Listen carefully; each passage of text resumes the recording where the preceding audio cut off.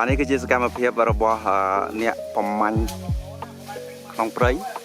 ពួកគាត់ចិញ្ចឹមជីវិតដោយការបេះផ្លែឈើធ្វើជាចំណីអាហារដូចខ្ញុំដែរខ្ញុំក៏អញ្ចឹងដែរអញ្ចឹងចាំមើលតើពួកគាត់ហូបផ្លែអីផ្លែនេះគេហៅថាផ្លែសេមន់បាទសេមន់ណាគេណាស្គាល់សេមន់គឺផ្លែនេះហើយជាធម្មតារដូវកាលកូវីដគឺគេដើរក្នុងព្រៃហើយរកវីតាមីន C ឲ្យច្រើនអញ្ចឹងផ្លែសេមន់ហ្នឹងប្រហែលជាមានវីតាមីន C ប៉ុន្តែ C ហ្នឹងវាជាសេមន់ទេអញ្ចឹង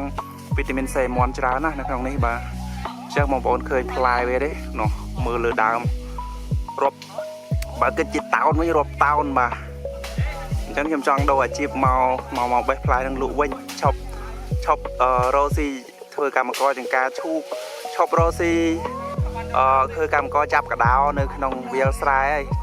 មកបេះផ្លែឈើលក់វិញបាទទោះបីលក់មិនដាច់ក៏យើងហូបខ្លួនឯងបានវីតាមីន C ក្នុងខ្លួនច្រើនអត់ឆ្លងកូវីដតែបងប្អូនក៏ចូលចិត្តបងប្អូនក៏ចូលចិត្តច្រើនណា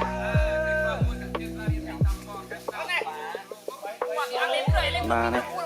សូម្បីតែ Mr. សំក៏គាត់មកដែរ Mr. សំគាត់បេះអូបងម្នាក់មកមេឃអស់ចាតែម្ដងបាទអូលយឃើញទេបងប្អូនដដើមគ្នាហើយសោយអាចនឹងវាយគ្នាដដើមទៀតហើយដដើមតែអីមិនបេះនេះមកកណូនេះនៅទៀបសោះនេះអូដល់ឡា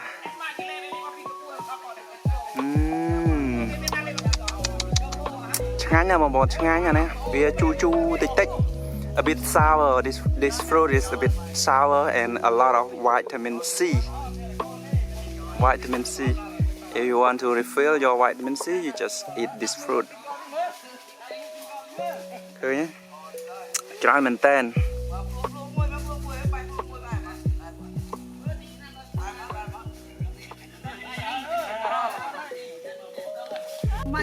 េះ Mr. វ៉ាត់ក៏នៅនេះដែរមើល Mr. វ៉ាត់ភ្លក់មួយមើលភ្លក់មើលតែបង្ហាញទឹកអត់ទៅនេះយកទៅភ្លក់មើលអ៊ីទិញមកលខោពុទូល្បីស្រាច់បងតែមកល្បីស្រាច់ដាក់ទៅមើលទុះទៀតខ្ញុំចង់ទៅហូបទាំងអស់ប្រទេសនេះឆ្ងាញ់មែនទេក៏កុហកលេងបងឆ្ងាញ់មែនទេអូចាអូអត់មានខកគេទេអត់ស្រាច់ទុកចៅកូនអុយស៊ីហើយ